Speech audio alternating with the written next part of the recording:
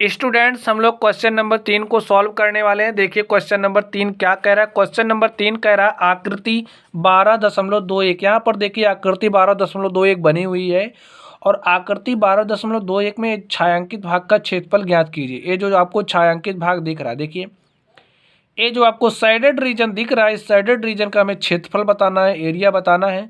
यदि A B C D भुजा 14 centimetre का एक वर्ग है, तो यहाँ पे देखिए भुजा ए बी सी डी और डी ए कितना दिया है 14 सेंटीमीटर। और ए आकृति किस चीज़ की, एक वर्ग की है। ए एक वर्ग की आकृति है। और क्या कह रहा है, ए पी डी और बी पी सी दो अर्धवृत्त हैं। ए पी डी और बी पी सी दो अर्धवृत्त हैं। तो ए पी डी क्या है, एक अर्धवृत्त है, ए वाला भी एक अर्धवृत्त है। तो चलिए फिगर को सबसे पहले आप लोग समझिए। भुजा कितनी दी गई है इस वर्ग की, 14 सेंटीमीटर दी गई है। भुजा कितनी है, 14 सेंटीमीटर। तो सारी भुजाएं इसकी कितनी हो जाएंगी, 14 सेंटीमीटर की हो जाएंगी। कितनी सेंटीमीटर की हो जाएगी, 14 सेंटीमीटर की हो जाएगी। तो ये 14 सेंटीमीटर हो गई। अब देखिए ए वृत्त है तो भाई इसका कहीं यहाँ पे सेंटर होगा।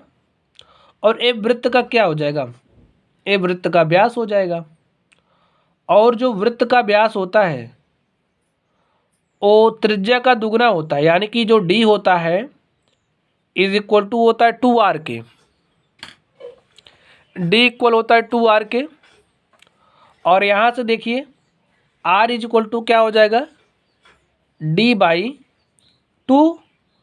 और यहाँ से d कितना है, यही वर्ग की भुजा d है, यही व्यास है। 14/2 कर दीजिए।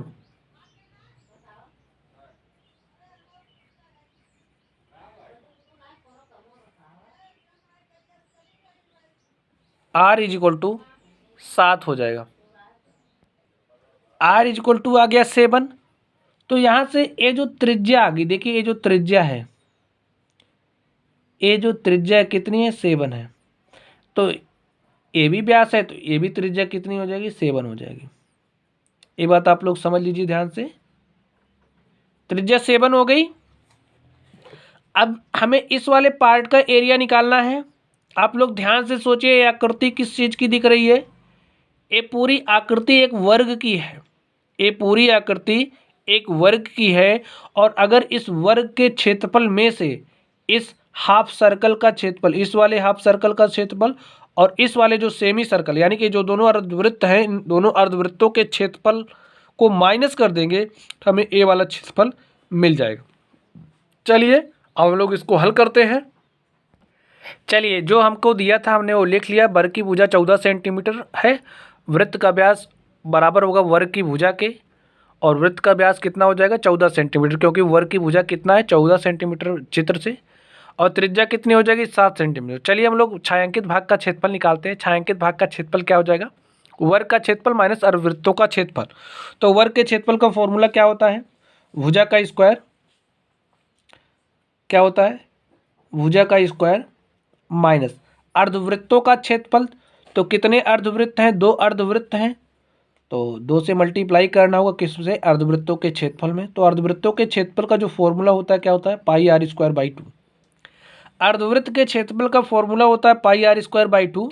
2 अर्धवृत्त हैं इसलिए यहाँ पर 2 से मल्टीप्लाई कर दिया गया। तो इस बात को लेकर के आपको कोई समस्या नहीं होनी चाहिए, कोई डाउट नहीं होना चाहिए।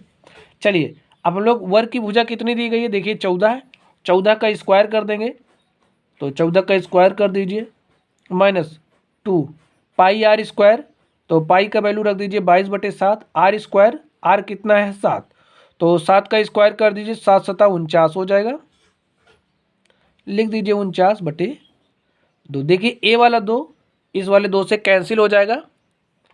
और 14 का स्क्वायर करिए तो 196 माइनस, अब इस 7 से इसको काट दीजिए तो 7 × 7 = 49 और 22 × 7 ना, तो 22 × 7 कर दीजिए, 7 दूनी 14 के 4 हासिल 1, 7 दूनी 14 और हासिल 1 15, यही हुआ। और इसको सॉल्व कर लीजिए, घटाइए। 6 में से 4 गया 2, 9 में से 5 गया 4 और 1 में से 1 जाएगा कुछ नहीं, तो सेंटीमीटर स्क्वायर। तो आप लोग ध्यान से देखिए, यहाँ पे ये जो छायांकित भाग था, देखिए अब 40 सेंटीमीटर स्क्वायर आ गया है। यहाँ पे ये आपको जो छायांकित भाग दिख रहा, देखिए ये वाला जो छायांकित भाग है, इसका क्षेत्रफल कितना आ गया, 42 सेंटीमीटर स्क्वायर।